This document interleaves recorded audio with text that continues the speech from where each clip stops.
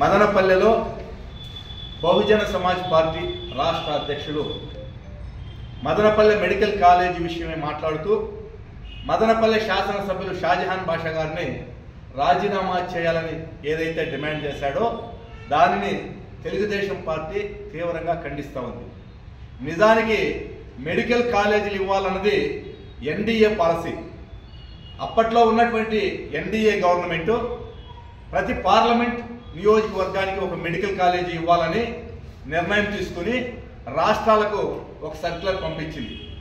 దానిలో భాగంగా 60% కేంద్ర ప్రభుత్వ గ్రాంటు, 40% రాష్ట్రాల వాటాగా నిర్ణయించి భాగస్వామ్యంతో మెడికల్ కాలేజీలు నిర్మాణం చేయాలని చెప్పి సంకల్పించింది. దాని ప్రకారం మనకు కేంద్ర వాటా మొత్తం కూడా రాష్ట్ర ప్రభుత్వానికి విడుదల చేసింది. రాష్ట్ర ప్రభుత్వ వాటా అయినటువంటి 40% రాష్ట్ర ప్రభుత్వం ఇచ్చుకోలేక ఏదైతే కేంద్ర ప్రభుత్వం ఇచ్చిందో ఆ గ్రాంట్తోనే అరాకొరా బిల్డింగులు నిర్మించి కేవలం మెడికల్ కౌన్సిల్ ఆఫ్ ఇండియా 5 కాలేజీలకు మాత్రమే పర్మిషన్ ఇచ్చింది. అంటే మనకు రాష్ట్రంలో 17 మెడికల్ కాలేజీలు శాంక్షన్ అయితే మనము ఇన్ఫ్రాస్ట్రక్చర్ చూపించలేని కారణంగా, సకాలంలో భవన నిర్మాణాలు పూర్తి చేయలేని కారణంగా, బోధనేతర సిబ్బంది లేరనే కారణంగా కేవలం 5 మెడికల్ కాలేజీలకు పర్మిషన్ ఇస్తే అందులో కూడా ఈరోజు కాకినాడ మెడికల్ కాలేజీకి మొదటి సంవత్సరం జరిగి 2వ సంవత్సరం గదులు లేక అద్దె భవనాల్లో జరుపుకునే పరిస్థితి వచ్చింది. అంటే జగన్మోహన్ రెడ్డి ప్రభుత్వం కేవలం ఎన్నికల ముందు డ్రామాలు ఆడింది తప్ప, ఏది మన బీటీ కాలేజీకి మిథున్ రెడ్డి గారు చెప్పారే జీవో ఇచ్చేసా, యూనివర్సిటీ చేశాను, ఆ విధంగా ఈ మెడికల్ కాలేజీలకు డ్రామాలు ఆడారు. ఎల్ఓసి అంటే అనుమతి తెచ్చుకోవడంలో విఫలమయ్యారు. అదే తెలంగాణ ప్రభుత్వం సక్సెస్ అయింది.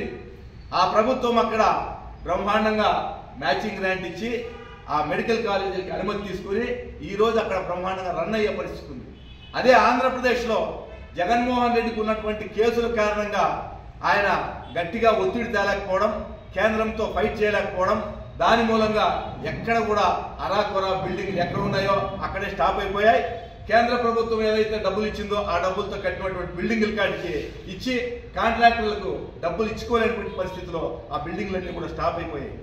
ఈ పరిస్థితిలో జూలై 15వ తారీఖు నాడు మెడికల్ కౌన్సిల్ ఆఫ్ ఇండియా విచారణ చేసి ఇక్కడ ఇన్ఫ్రాస్ట్రక్చర్ లేదని, వీటికి సరైనటువంటి బిల్డింగ్ వసతులు లేదని నిరాకరించారు.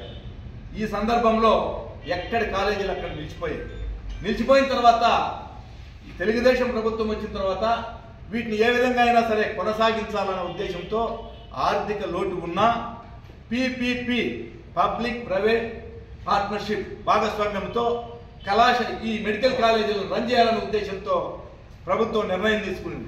ప్రభుత్వ నిర్ణయాన్ని ఎవరు కూడా తప్పుపట్టలేదు. ముఖ్యంగా ఎన్డీఏ ప్రభుత్వం మా కూటమిలో చంద్రబాబు నాయుడు గారు ప్రజలకు ఏది మేలు చేయాలో అది చేయడానికి సిద్ధంగా ఉంటారు. పీపీపీలో మేలు జరుగుతుంది తెలిసిన తర్వాత ఖచ్చితంగా ఆ విధమైనటువంటి నిర్ణయం తీసుకుంటారు. అంతేకాదు ఈరోజు చూడండి, మదనపల్లె ప్రభుత్వ ఆసుపత్రి, ఏరియా ఆసుపత్రి, 100 పడకల ఆసుపత్రి అయినా ఒక చిన్న యాక్సిడెంట్ అయితే తిరుపతికి రెఫర్ చేస్తారు, లేదు వేలూరుకి రెఫర్ చేస్తారు. అదే పీపీపీ పద్ధతిలో పోతే అక్కడికి పోయే పరిస్థితి లేకుండా మెరుగైనటువంటి వైద్య సౌకర్యాలు అందుతాయి. పైగా ఎన్డీఏ ప్రభుత్వం, మా కూటమి ప్రభుత్వం బడ్జెట్లో 4% నిధులు మంజూరు చేసింది.